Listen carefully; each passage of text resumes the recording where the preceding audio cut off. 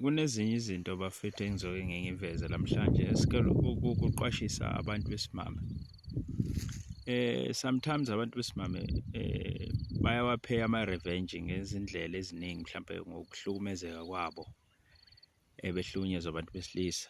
Kodwa ukupheya kwakhe i-revenge kuyakwenza ukuthi uNkulunkulu asuke kuwe, because ngesikhathi ulwa nomuntu okuhlukumezile kuthola ukuthi most of the time ulwa nomuntu okuhlukumezile, uthola ukuthi lo muntu okuhlukumezela akasenindaba nawe kade ayihambele, usuzohlukumeza omunye umuntu wesilisa okhona.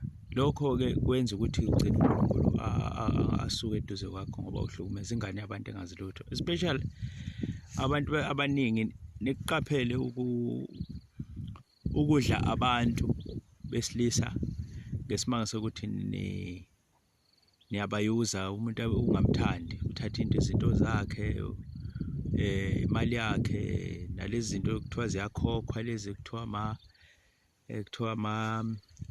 girlfriend allowance, kuthiwa kodwa umuntu ungamthandi, yabo.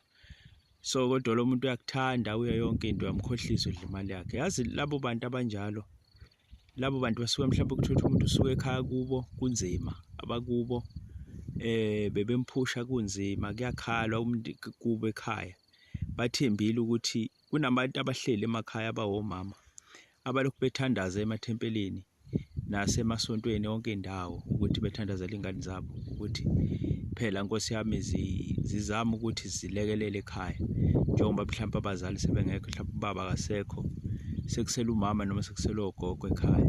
So bethembele umuntu wena omchuthayo leGoli, kuyathandazwa ngapha wena uyachutha wena ngapha. So usizo lwalo muntu awufuni nanokulwazi, awumazi futhi unakwazi ukuthi usukaphi, isimo sakhe sikanjani. And naye ugatshe uthando kuyitshela ukuthi uyaqinisile wena udlala ngaye, wena unephe revenge, akanakile wena ukuthi kunomuntu wakho omthandayo owadlala ngawo wabaleka, and then so usulwa nabantu besilisa kanti at the end of the day usuhlokoloza ihlolo kaNkulunkulu.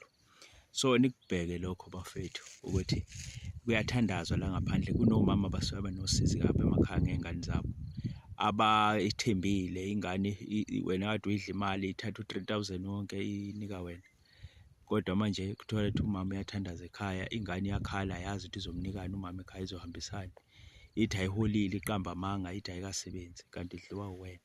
Bese ucabanga ukuthi kuzoba nenhlanhla wena empilweni yakho, ulethe usize empilweni yakho, udle uyintombazane, usumbathwe lezo zisizi lolu njalo nemthandazo ekuwe. Libheke bafethu.